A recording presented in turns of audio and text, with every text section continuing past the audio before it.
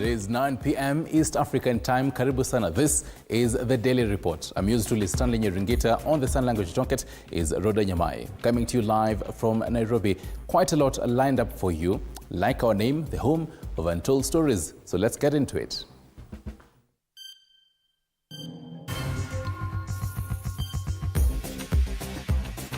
Tonight, Police Chief Kanja has stepped into the political arena, joining a growing number of top security officials seemingly becoming entangled in politics. What message should Kenyans take away from this shift? Also tonight, President William Ruto continues his journey through Nyandarua and Murang'a counties as part of his ongoing tour of the Mount Kenya region. Mheshimiwa Rais, mimi akaida mwela holai niediga bagalwa. These are some leaders in his entourage were met with heckles from the crowd. Plus, Kenya on the brink of a vaccine shortage as a 1.6 billion Kenyan shillings debt to Global Alliance for Vaccines and Immunization threatens immunization supply in the coming months. Total co-financing requirements for the fiscal year of 2024-2025 stands at US dollars 12,485,880. Alarmingly, no payment has been made to date. 2047 is our SMS number. We'd like to get your feedback on our news coverage. We begin with President William Ruto's allies in the Mount Kenya region. Kimani Ichung'wah, Faith Gitau and Mwangi Kiunjuri received a hostile reception in Olkalau, Nyandarua County, when an angry crowd shouted them down, calling them traitors. The hostile crowd, which did not interfere with President William Ruto's speech, also heckled Laikipia East Member of Parliament Mwangi Kiunjuri in Engineer Market. This as Marago MP and an ally of former DP Rigathi Gachagua ditched Gachagua for President Ruto. Apollo Kamau reports.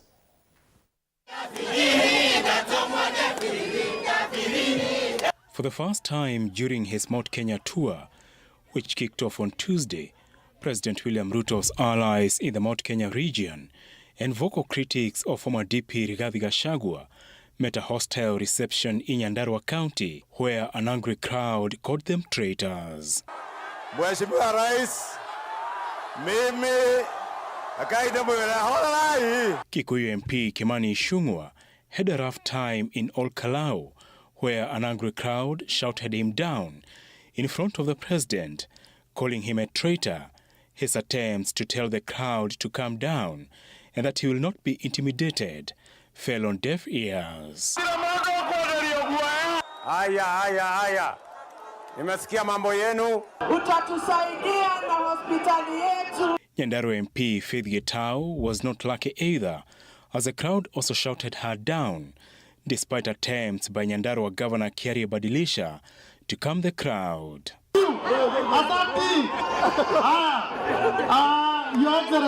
In Engineer, Laikipia East MP Mwangi Kiunjuri was forced to cut short his speech after the crowd started shouting him down.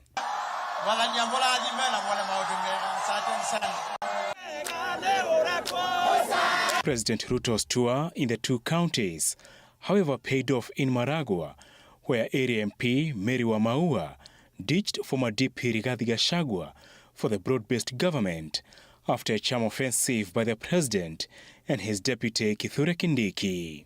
Rafiki yetu ambaye alikuwa amepotea kidogo amepatikana, anaitwa Mheshimiwa Mary. Mnataka Wamaua wafanye kazi na William Ruto? Tuendelee namna hiyo tukiwa timu moja. Wangapi wanasema tuwe timu moja kubwa? Asanteni sana. Mnasema tushirikiane na Wamaua, tutembee pamoja, tuache mambo ya siasa ya ugomvi na chuki na mambo ya ukabila, tuungane pamoja.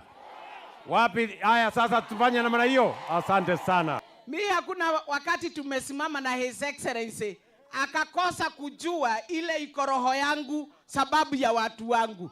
Saa hii ameongea shida yote ya Makuyu, amenimalizia. Sasa mimi niseme nini isipokuwa kusupport yeye amalize hiyo kazi yote. President Ruto had a successful tour of Nyandarua and Murang'a counties, save for the drama, launching and inspecting various development projects, with his allies rallying the region to return to the government after his fallout with Gachagua. Sisi tunasema tunaendelea kusonga na Kasongo. Ni kusonga na nani? Ni kusonga na nani? Ni kusonga na nani? President Ruto and his brigade head to Embu and Tharaka Nithi counties on Friday. Apul Kamau, TV47. Still on matters politics, Nyeri Governor Mutahi Kahiga has dismissed claims that President William Ruto is regaining full control of the Mount Kenya region. This follows the president's visit to Meru, where he confidently stated that no one could come between him and the people of the region. However, Kahiga insists that the warm reception Ruto received had nothing to do with political allegiance, but was instead a show of appreciation for the ongoing development projects in the area. Sheila Chelangat tells us more.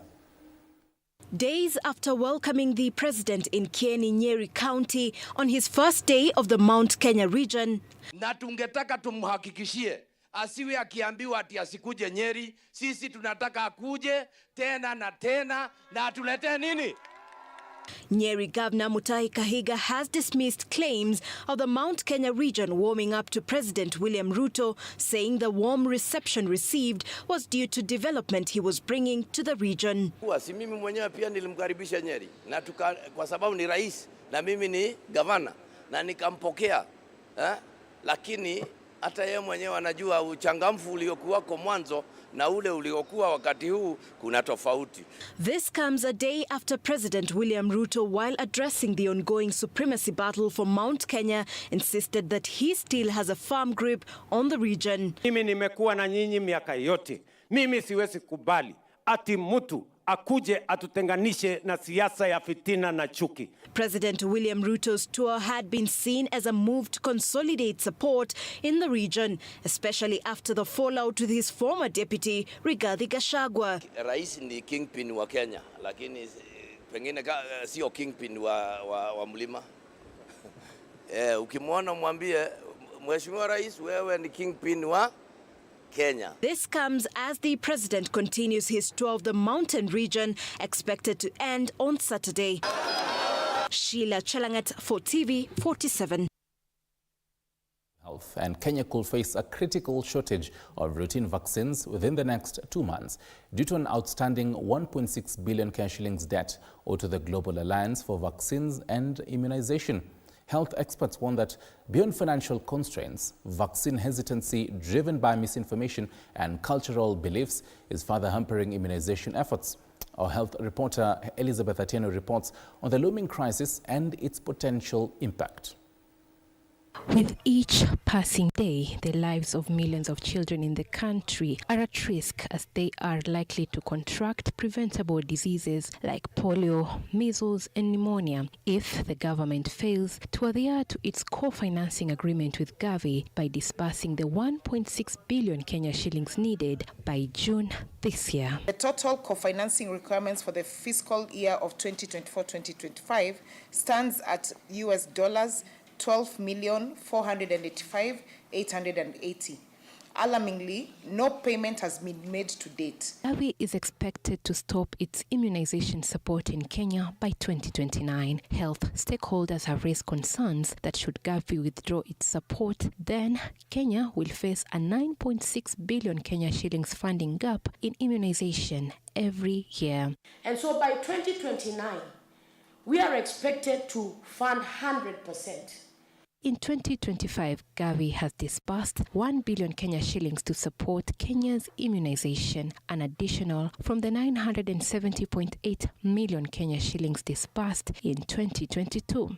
So far, Gavi has contributed a total of 48.9 billion Kenya shillings. The issue of domestic financing becomes very urgent.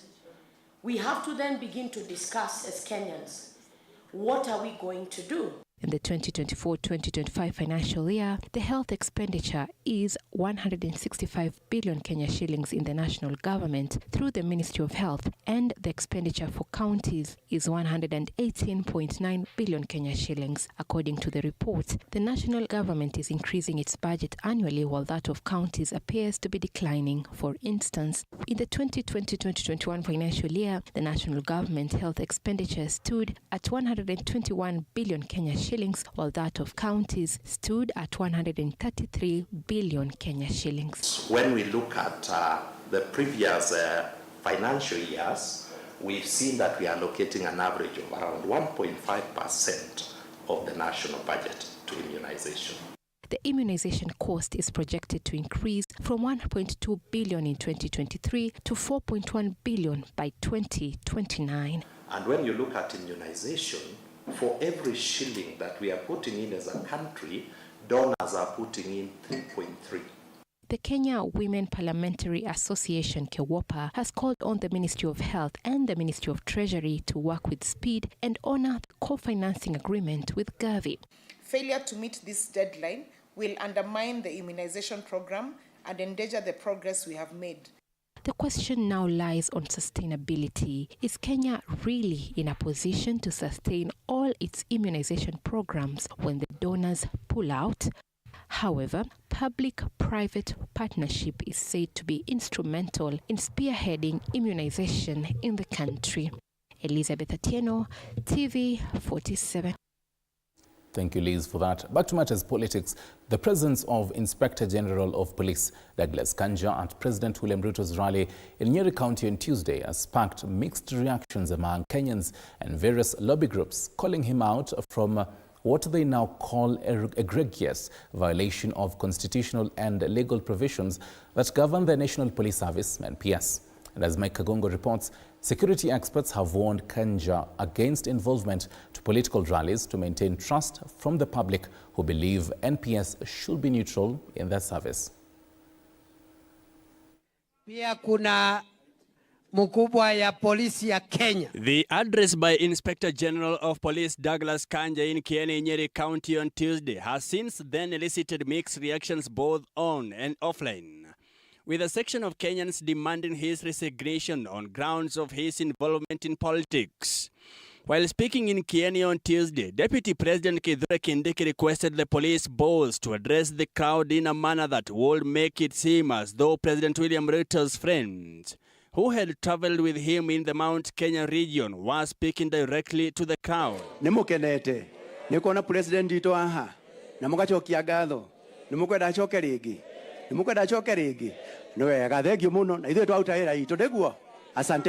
you. In a quick rejoinder, security expert Chris Otieno, while speaking to TV47, said it was a calculated move to maintain law and order in case anything will go as unplanned in the region believed to have shifted goalposts since former Deputy President Rigathi Gachagua's impeachment. Like I said, this was a calculated move by the president and his team. He was going to Nyeri, expected tough of the former Deputy President, Gachagua. Any slight mistake would have favored the former Deputy President. He was therefore poised to take any advantage of a situation to show the crowd there that whatever you're hearing is a lie. I am with you and I have one of your people serving in my government in the highest office in the police uniform force, and here he is. Chris, however, maintained that the IG was under the president's command and will not have resisted speaking to the people, as failure to do so will have meant facing the wrath of the commander-in-chief. And then here Mr. Kanja knows I'm not supposed to do this, but I have been called in front of the whole nation, in front of a big gathering, and the president commander-in-chief is here. What do? If I disobey, that is conduct unbecoming for us uniformed person. He would definitely face a court martial and off. He would go home. In a statement issued on Wednesday, Law Society of Kenya LSK President Faith Odhiambo expressed concerns that the events in Nyeri appear to be a political gimmick, which could unintentionally lead to the ostracization of segments of the population holding alternative political views, especially due to Mr. Kanja's presence and remarks at the rally. LSK also advised Kanja to step aside from the position of Inspector General and allow the role to be occupied by an individual willing to serve all Kenyans without imposing their political biases. In a quick rejoinder, the National Police Service spokesperson Mushiri Nyaga refuted the claims, reaffirming the IG's unwavering commitment to constitutional impartiality in serving all Kenyans, devoid of political bias. He said at no time has the IG engaged in activities that could undermine the neutrality of his office. In a statement to newsrooms this evening, Nyaga said IG's presence in Nyeri was strictly in line with his official duties, including oversight of security arrangements during the president's development tour, a core mandate of the NPS under Section 24 of the National Police Service Act of 2011, and the NPS Standing Orders, Chapter 7, Section 8. He said NPS urges the public to disregard the misleading assertions, as it remains apolitical and committed to the mandate of maintaining law and order. Mike Kagwango, TV47, Nairobi. Meanwhile, opposition leaders led by Wiper Party leader Kalonzo Musyoka have ramped up their criticism of President William Ruto's administration. Kalonzo delivered a stern warning, claiming that Ruto's leadership has, quote-unquote, reached its expiration point. And as Ruga Ival now reports, young people, particularly from Gen Z, are being encouraged to step up and vie for leadership positions as they bring fresh perspectives and innovative ideas that could reshape the nation's future. The opposition voices against President William Ruto's administration are intensifying, with Wiper Party leader Kalonzo Musyoka expressing deep concerns over the fragmentation of the Azimio la Umoja coalition. Musyoka attributed the coalition's collapse to Raila Odinga's decision to align with Ruto's Kenya Kwanza government, which he described as a betrayal of the coalition's ideals and the public's trust. Our friends in ODM openly signed agreement with Kenya Kwanza outside Kenyatta Conference Center. In my view, that marked the end of Azimio. Speaking during the rebranding of the USP party to DNA, Kalonzo underscored the dire economic challenges facing Kenyans, blaming them on President Ruto's leadership. He argued that poor governance has led to high poverty levels and social hardships across the country. A whole president who is supposed to be sitting in State House and working takes state money from state coffers to go and bribe people everywhere. And they believe, for example, because I'm from the mountain, Kenya will never be led by thieves anymore. These sentiments were echoed by leaders from other political factions who have been vocal critics of Ruto's administration. Cleophas Malala raised concerns about the ongoing recruitment process for the Independent Electoral and Boundaries Commission. Malala alleged that many of the candidates being interviewed have close political ties to President Ruto and Raila Odinga, casting doubt on the impartiality of the highly anticipated election process in the year 2027. People have used political parties kufanya maneno ya ubroka. Leo hii cabinet iliundwa. Uliza Musalia Mudavadi ako na nani kwa cabinet kutoka kwa chama yake? Ni peke yake. Leader of DAP-K, Eugene Wamalwa, alongside DNA party officials, called for an in-depth audit of the SHA health insurance scheme. They claimed that corruption within this program is undermining Kenya's healthcare sector and demanded accountability from those responsible. So today, as a new party is being born, please know that we have a duty to protect and to defend an endangered species called the Gen Zs of the Republic of Kenya. When people walk into your house and NHIF was working, people with cancer are dying because shisha is dead. Education and equalizer is not functional whatsoever because people want to fill their pockets. The growing dissatisfaction among opposition parties has led to calls for unity in their efforts to challenge Ruto's leadership.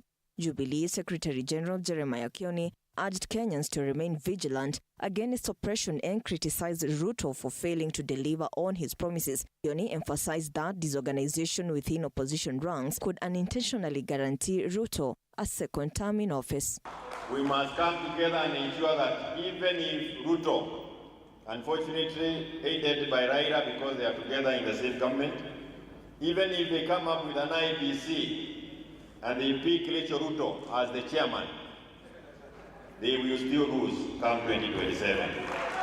Ruga Evil, TV. From matters politics, a partially constructed 11-story building in Mombasa has developed severe structural defects, causing parts of it to collapse, while the entire structure leans dangerously to one side. As Quinto Afula reports, authorities have halted all activities around the site, citing major safety concerns, while nearby businesses and residents remain on high alert. At Kona ya Kilifi in Mombasa County, a terrifying scene unfolds, a stark reminder of the imminent danger looming over nearby buildings should this structure collapse entirely. Tukaweza kuwaondoa wananchi ambao walikuwa wanakaa katika majengo ambayo yako karibu kwa umbali kama wa mita 100. So this building, which was still under construction, is alleged to have violated some regulations. Originally approved for 6 floors, it had reached the 11th floor before disaster struck.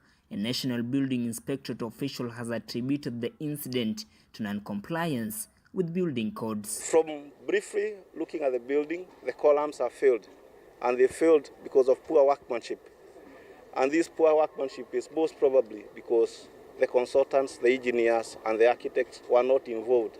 But we have documents with NCA that indicate that the building had been approved for 6 floors, but as you can see, it's 11 floors. Authorities are now strategizing on how to safely demolish this structure without endangering adjacent buildings. Investors, on the other hand, are being urged to adhere to construction guidelines to prevent such losses and ensure safety. And the fee for these consultants compared to the loss of investment, as we are seeing today, is very minimal. Both the national and county governments have pledged to assist those displaced in pursuit for safety, while a solution to bring the entire building down safely is sought. Tumeweza kukutana hapa multi agency, na pia tumeweza kuwa na wenzetu wale ambao wanahusika kwa mambo haya kutoka Nairobi, the multi agency team ya disaster, ambao watatupa way forward vile tutaendelea kutoka pale mpaka tuweze kuhakikisha kwamba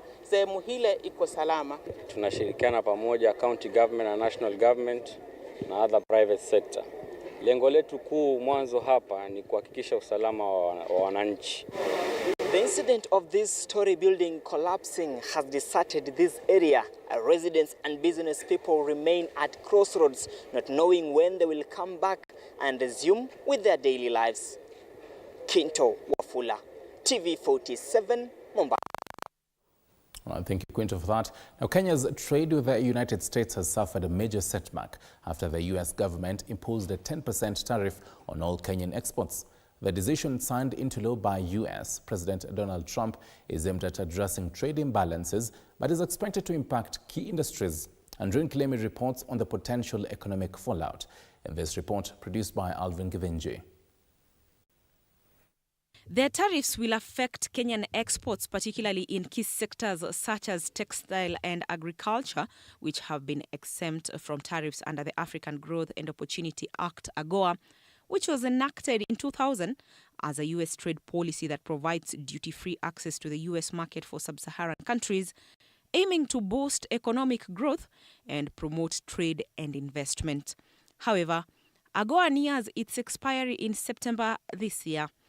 Kenya exported goods worth $737.3 million to the U.S. in 2024, down 17.5% from $156.7 million in 2023. Meanwhile, Kenya imported goods worth $782.5 million from the U.S. in 2024, up 61.4% from $297.8 million in 2023. Kenya currently charges a standard 16% VAT on imported goods, making them more expensive for local consumers, while on the other hand, Kenyan exports to the US enjoy zero-rated VAT, making them cheaper in the American market. The tariffs set to take effect on April 9, 2025 may lead to reduced exports, job losses, and lower revenues for businesses relying on the American market. Meanwhile, governors have rejected the Commission on Revenue Allocations (CRA) proposed revenue sharing formula, terming it flawed and discriminatory. The county bosses have raised concerns over the parameters used in the formula, arguing that it unfairly disadvantages some counties. As a senior political and parliamentary reporter Elizabeth Mutuku tells us, they have also suggested retaining the current formula for another 5 years to ensure equitable distribution of resources among the 47 devolved units. Governors speaking through the Council of Governors have strongly opposed the proposal by Commission of Revenue Allocation (CRA), arguing that the proposed formula is vague, unscientific, overly academic and impractical. This is even as now they call on senators to push for complete overhaul of the formula to ensure it better serves the needs of the counties. The counties with a higher allocation have had a fair advantage and have since advanced from setting up a basis to largely being service delivery and development oriented. If the current allocation is maintained, there is a potential to widen the gap in socio-economic development and in the long run create inequality. We want a formula that now slowly and gradually ensures that we do not over-rely on saying that we are poor, we are poor, we are poor, we are poor. And if you look at this, even the one for the distance, we're actually glorifying no development, we're glorifying people being poor. This comes even as the county bosses faced a sharp criticism from lawmakers who accused them of being blunt and lacking seriousness in the ongoing debate over the revenue sharing formula. Recently, senators have been deliberating on whether to retain the current formula to guide resource distribution among the devolved units for another 5 years. This much, this year, this, until we are 380 something billion increase, and revenues to county government have remained pretty much stagnant. You're dealing with a bigger problem, and you have no even appreciation of it, you know, as a council. We have proposed in the PBS 467 billion. 65 billion. Thank you, Chair. No governor has come out to support the 465 billion. Yet this thing, I do not. I take this thing as an excuse, purely academic, by some commissioners who, because they think the formula must change, they are fumbling all over the place to find justification for the change to take place in the name of the new formula. The proposed formula, which will determine how counties share revenue from 2025-2026 will be shared, gives the highest weight to population at 42%, up from the current 18%. In the second generation formula, population was weighted at 45%, while the first framework also placed it at 45%. Geographical size now carries a weight of 9%, an increase from the current 8%, while equal share has been raised to 22% from 20%. The weight for the poverty index remains unchanged at 14%. But at least there is specific recommendation that some of those parameters should be dropped. Income to distance, it was not subjected to public participation.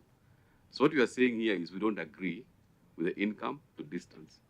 I know in our recommendation you are a bit generic, because the essence of this discussion is to get input from ourselves, then see what is actually the most viable formula.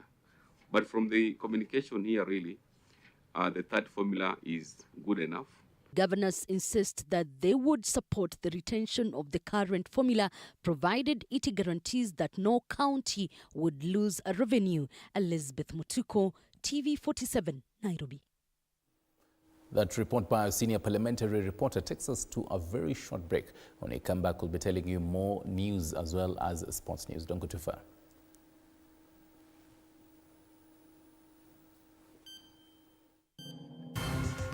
Also coming up tonight, Tonight we ask, what's the cost of progress? How do we strike a balance between urban development and environmental protection?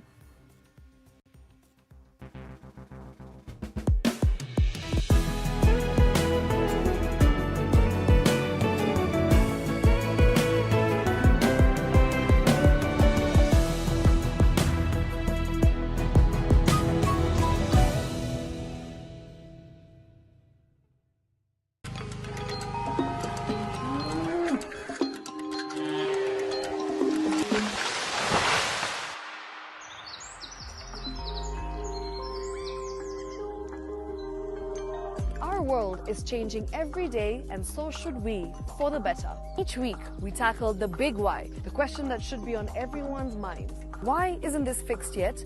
Deforestation, global warming, and the adverse effects of climate change. The future isn't just something that we inherit, it's something that we create. Join us on The Green Fix as we tell the stories of those who refuse to give up.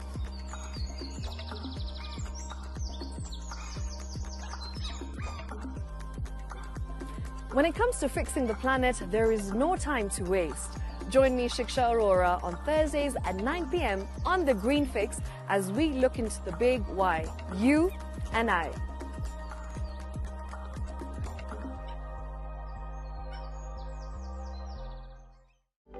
For comprehensive information and education on your health, Body Garage is here. Don't allow anyone to pluck out your good tooth, as long as it is strong and stable. Cancer doesn't start today and you get the symptoms tomorrow. By the time you pick it or the time it is manifesting in you, probably will be there about 5 to 10 years. The eye is the window to the rest of the body. Don't forget to stay hydrated. And of course, you at home, do take your water. So the ultimate test is actually you check your urine. Your urine should be clear.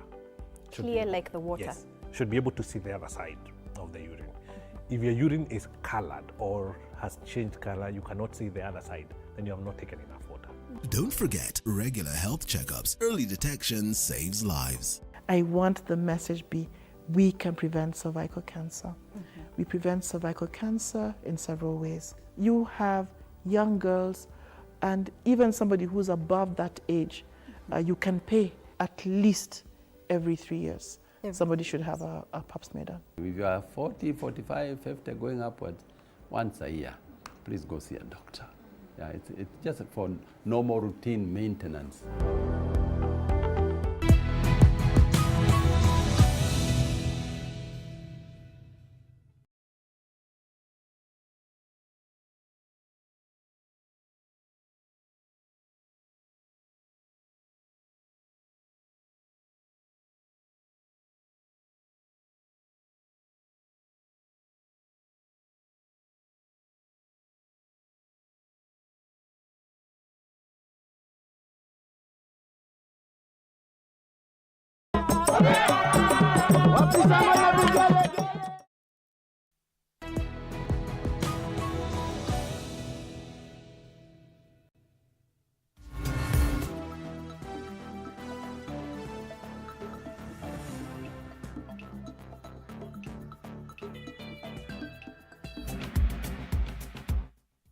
That's right here, Daily Report. Roda Nyamai is on sign language docket. I'm used to Stanley Nyerungita.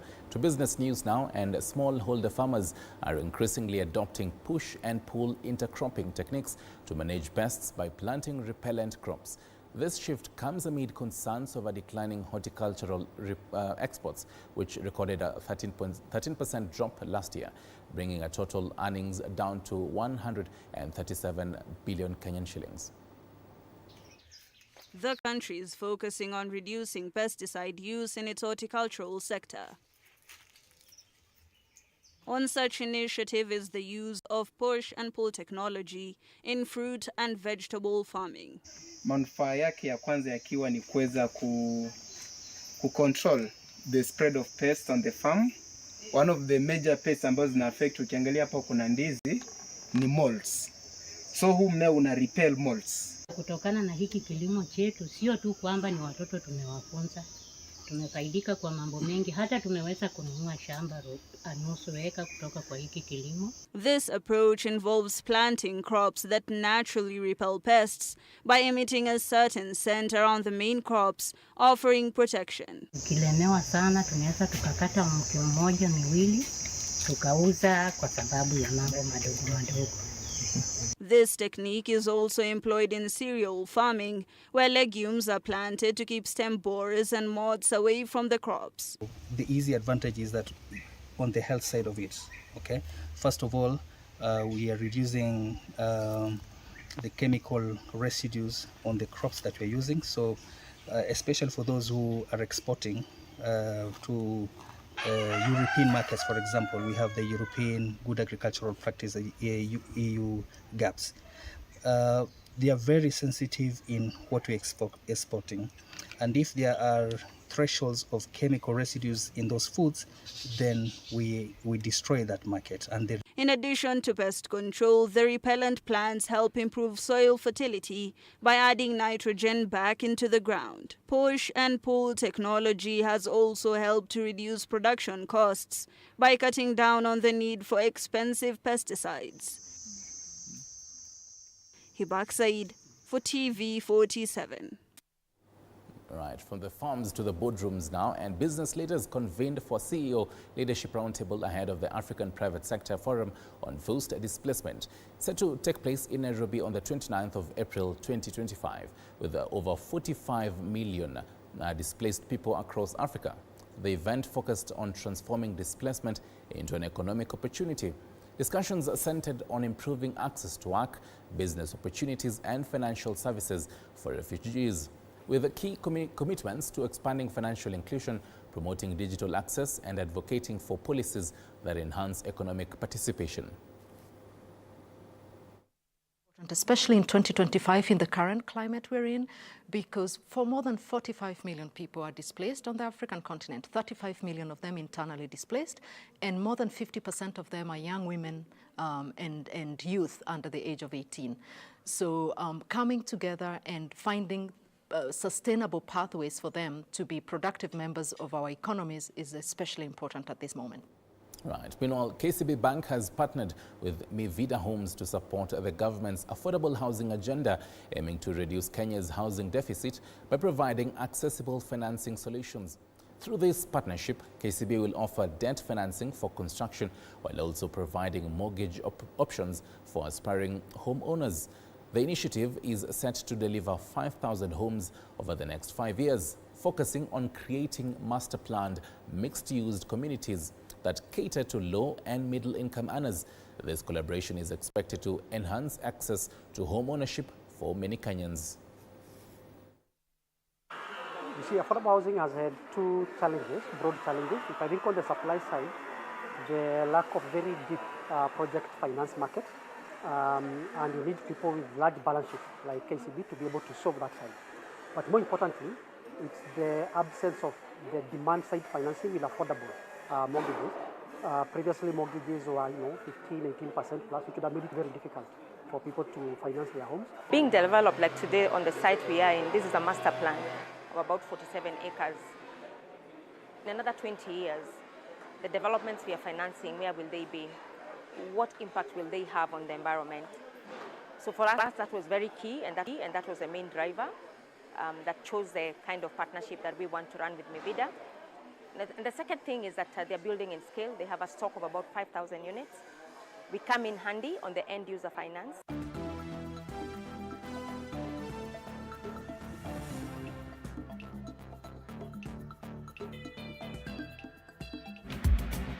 Right, from the boardroom conversations of matters business, let's get sporty.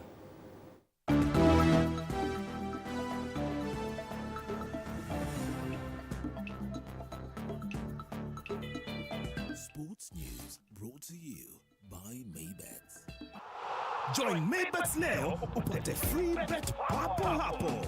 Fanya hivi, chagua home team to win, yani number 1 au draw X, au away team tu kwa game ya siku ya free bet. Weka namba yako ya simu, weka password ya account yako, chagua submit free bet. Utapata free bet kwa account yako ya Maybet. Usisahau kuverify account yako. Kama hutakuwa verified, utapoteza free bet yako after 2 days. Betting is strictly for 18 years and over. Play responsibly. Terms and conditions apply. BSLB number 0000578. Maybet na minia na najishindia. Pesa inavutia, All right, with matters sports, we start off with matters the tracks. Preparations for the Dakar 2026 Youth Olympic Games and the Los Angeles 2028 Olympics have taken a major step forward, with 23 refugee athletes selected for the Refugee Athlete Support Program.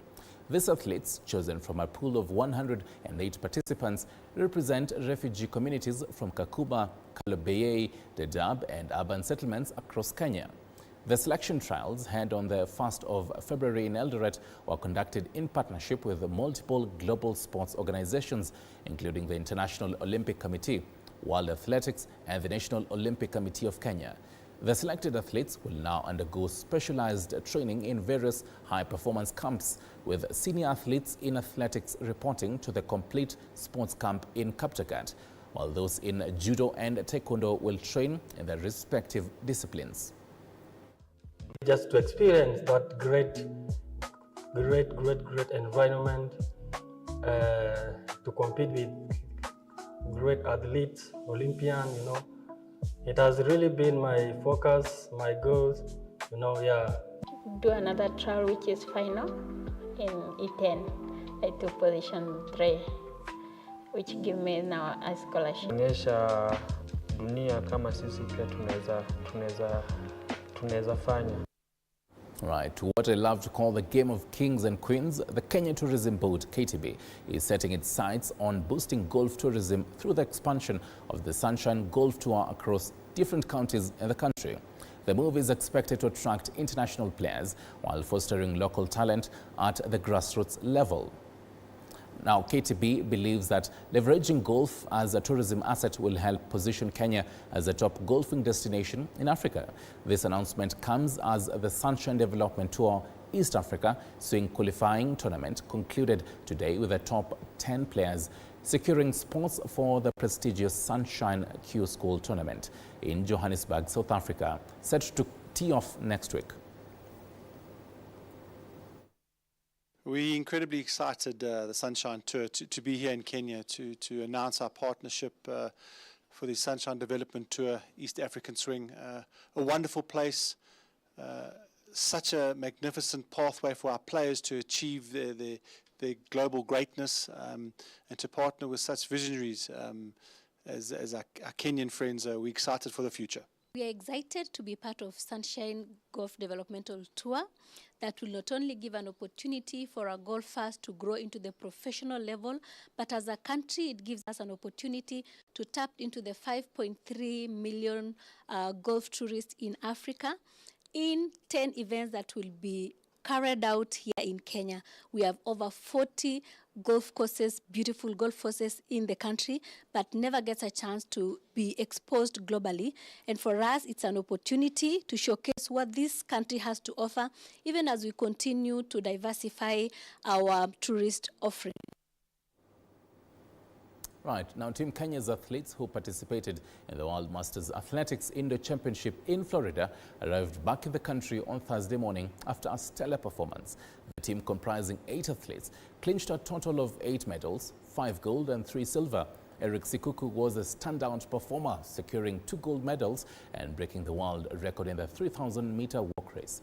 The championship attracted over 4,000 athletes from 98 countries, marking a highly competitive event.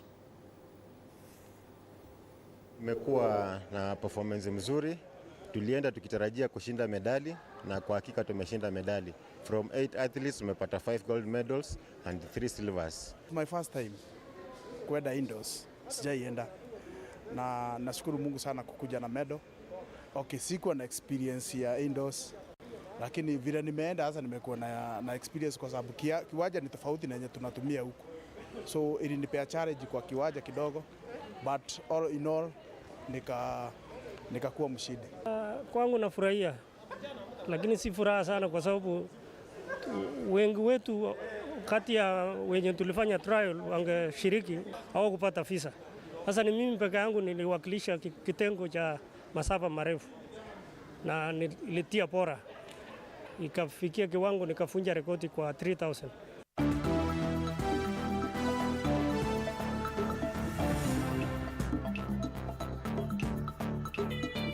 Sports news brought to you by Maybets. Join Maybets leo upate free bet papo hapo.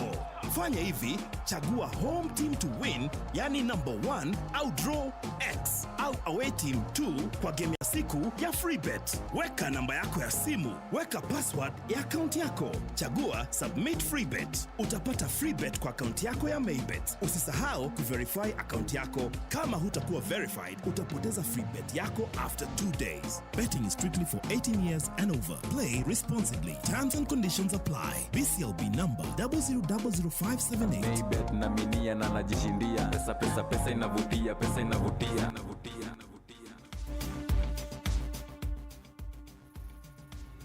Right, from the sports desk to the climate change desk, it is time for your weekly dose of Green Fix.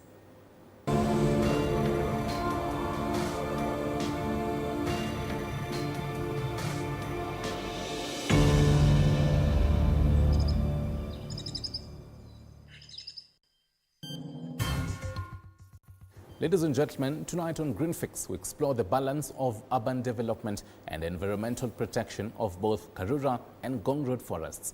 Environmental lobby groups, including Greenpeace Africa and Greenbelt Movement, are calling for alternative options of transport infrastructure development that will not see the degradation of forests.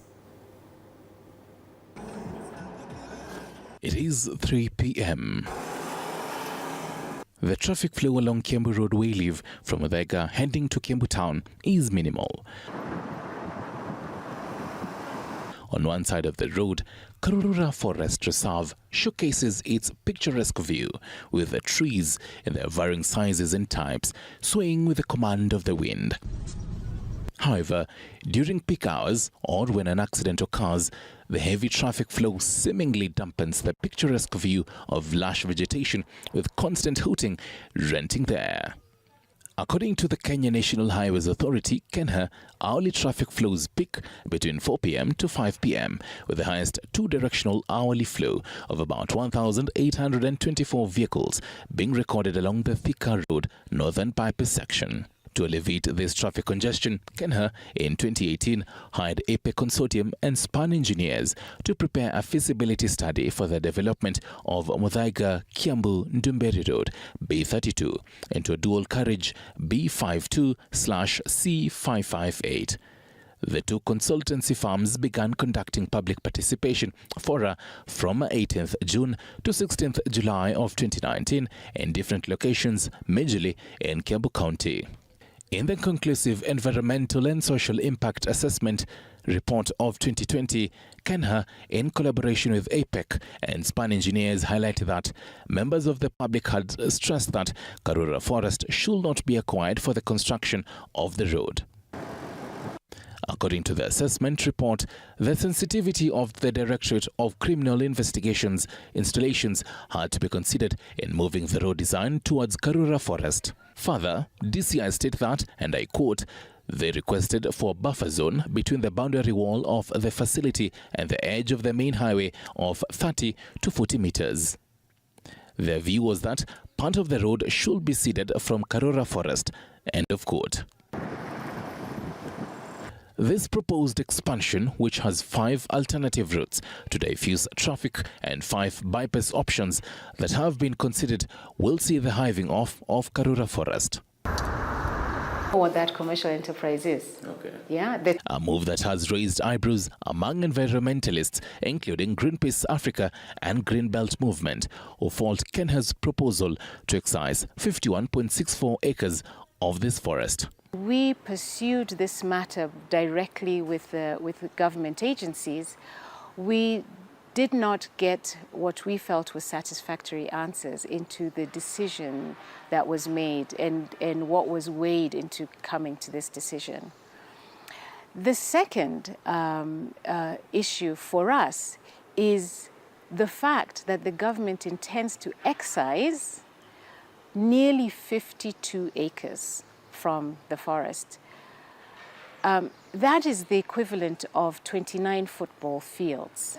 In this letter dated 21st August 2024, the Chief Conservator of Forest at the Kenya Forest Service, Alex Lemarkoko, wrote to the Kenya National Highways Authority KENHA Director General Kungundungu, detailing that, following a meeting held on the 26th of March 2024 by the Kenya Forest Service Board of Directors, KFS had considered and approved the request for 51.64 acres wayleave in Karura Forest for dualling in Kiambu Road. In the letter, Lemarkoko further detailed that the approval is subject to payment of all outstanding fees for previous approvals granted. Nyaguthi Shage, the chair of the Board of Directors of Greenbelt Movement, which is the lead petitioner in case number E042 of 2024 in the Environment and Land Court, explains that Greenbelt's decision to proceed to court to seek orders prohibiting the dualling of Kiambu Road as well as construction of an abolition block and recreational facility was to prevent the degradation of Karura Forest. Greenbelt heard about the proposed expansion through a whistleblower.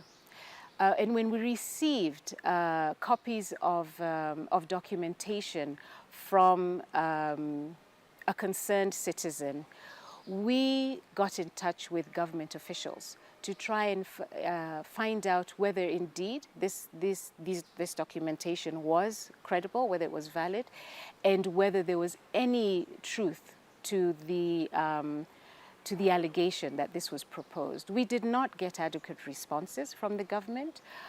We engaged also the Ombudsman in order to assist us to get information, and even then we hit essentially a dead end. It's not for me to make. But you cannot be an environmentalist and be part of us and be part of our board, and you can raise all this, but you have your cake and eat it. You can go to court and sue us. So you have to choose. In January 2025, the immediate former CS Environment Aiden Duale said that without proper public participation, the expansion of the road will not take place. Nice to meet you. Nice to meet you too.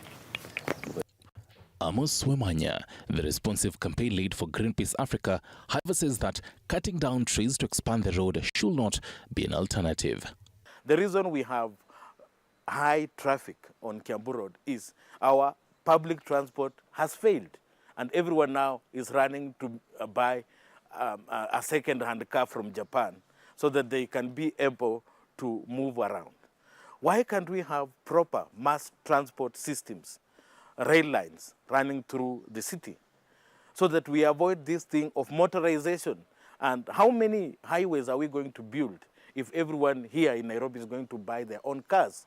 Details of a question and answer session held on the 18th of June 2019 at Ridgeways in Kiambu County, as indicated in the assessment report prepared by KENHA, APEC Consortium and SPAN engineers, also show that the three entities at the time were cognizant of the fact that hiving off part of Karura Forest will be complicated since the forest is gazetted as a natural resource.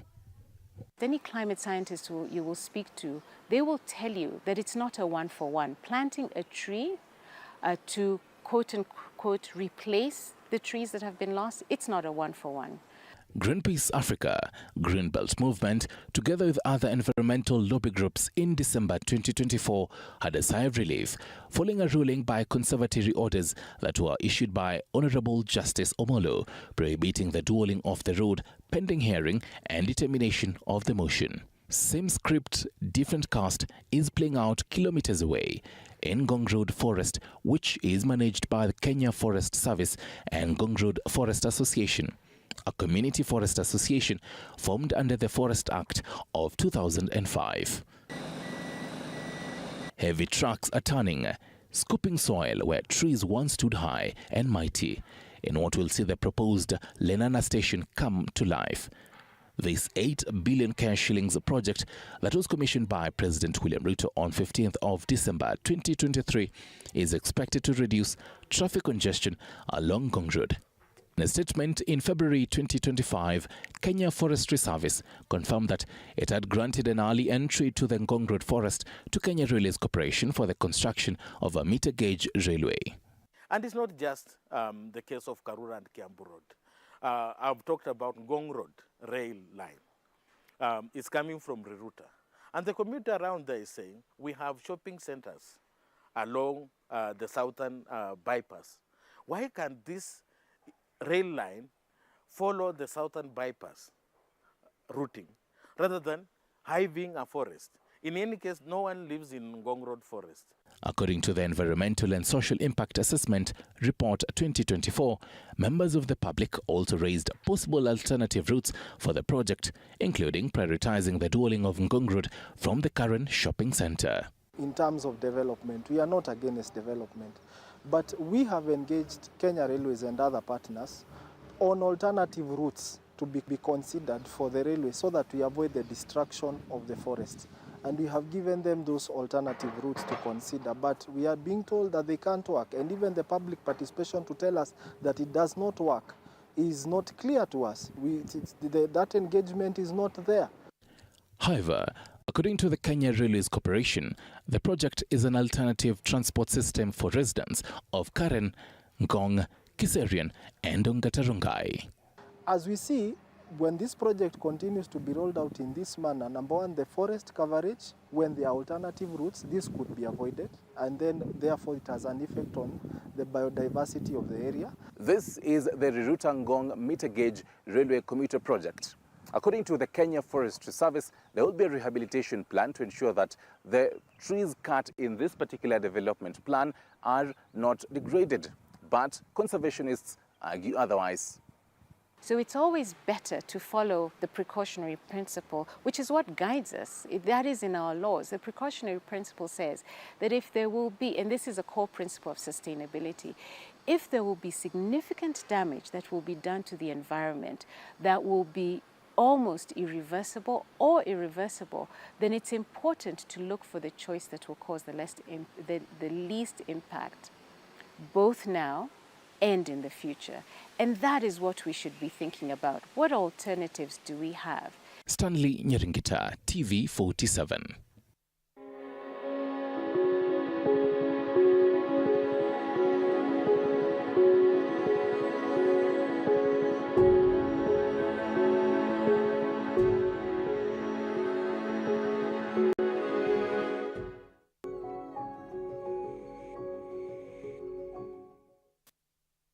Right, striking the balance, environmental conservation and making sure that projects and urban development actually happens. That is on our weekly dose of Green Fix just for you. Make sure that you stick around for next week's Green Fix hosted by Shiksha Arora. I'm yours truly, Stanley Nyeringita. Rhoda Nyamai was on sign language docket. Have yourself an early weekend. Ama namna gani?